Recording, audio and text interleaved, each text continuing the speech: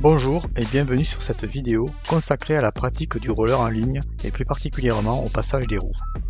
Comme vous le savez, l'évolution dans la pratique du roller passe par plusieurs phases d'apprentissage. La Fédération française de roller skating a mis en place un examen nommé les 3 roues afin d'évaluer cette progression. Cet examen est constitué de 3 épreuves de niveau et est sanctionné en cas de réussite par un passeport et un pins de la couleur de la roue passée. Les 3 niveaux correspondent à des couleurs de roue, verte pour les patineurs débutants, bleu pour les patineurs confirmés et rouge pour les patineurs experts. 3 animations ont été réalisées et présenteront chacune les 3 couleurs. Cette animation est consacrée au passage de la roue rouge. La roue rouge se compose de 2 parcours. Un premier parcours, circuit rouge, chronométré, s'effectue sur un circuit clos et balisé.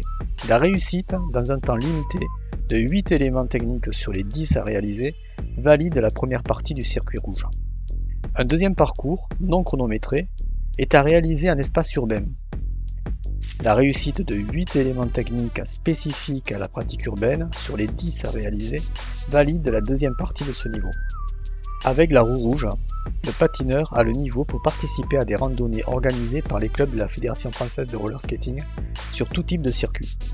Le patineur évolue partout, et notamment en espace urbain, où il doit être capable de se diriger, s'arrêter en urgence, éviter ou franchir un obstacle. Ici nous aborderons le deuxième parcours de la roue rouge, qui est le parcours urbain. Je vous rappelle qu'il n'est pas chronométré.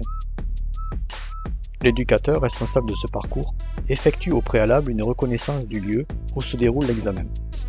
Il localise les endroits où les 10 éléments techniques spécifiques à la pratique urbaine seront exécutés. Une fois le circuit choisi, l'éducateur ne part qu'avec les personnes qui ont réussi le parcours chronométré de la roue rouge. À chaque étape, l'éducateur démontre l'élément technique, puis fait passer les patineurs les uns après les autres. Il n'y a pas d'ordre à respecter, les étapes sont franchies au fur et à mesure qu'elles se présentent sur le site. De plus, le placement de l'éducateur s'adapte en fonction de la difficulté à valider, et en même temps, assurer la sécurité des patineurs. Les 10 éléments techniques sont les suivants. Maîtriser sa vitesse dans une descente. Pour l'élément suivant, il faudra effectuer un arrêt en bas de la descente.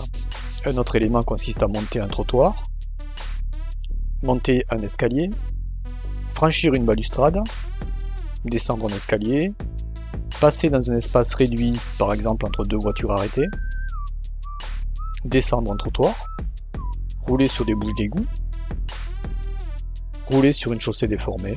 Voilà, vous venez de découvrir les 10 éléments techniques qu'il vous faudra réaliser pour effectuer et valider ce parcours urbain.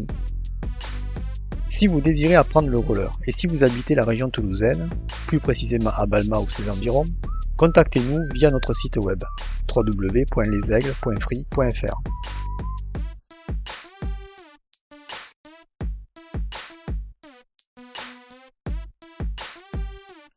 Si vous désirez des informations pour organiser le passage des roues dans votre club ou pour tout autre renseignement administratif concernant le roller, prenez contact avec la Fédération française de roller skating ou visitez leur site internet à l'adresse ffroller.fr.